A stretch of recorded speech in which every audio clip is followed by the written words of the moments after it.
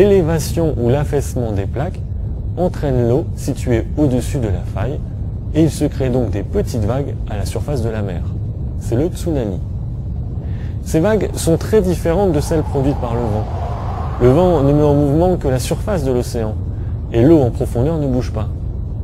Au contraire, les vagues du tsunami concernent toute la hauteur d'eau depuis le fond de l'océan, là où la roche s'est déplacée, jusqu'à la surface de l'océan. Ce sont donc d'énormes quantités d'eau qui sont déplacées. La distance entre deux vagues successives est aussi beaucoup plus grande, parfois plusieurs centaines de kilomètres.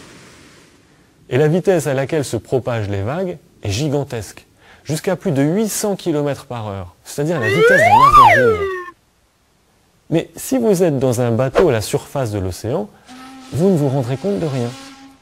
Une succession de vagues de quelques mètres de haut, mais de plusieurs centaines de kilomètres de long, va soulever le bateau. Et cela peut durer typiquement 1 heure par vague. Vous aurez donc toujours l'impression que la mer est plate et qu'elle se soulève lentement de quelques mètres.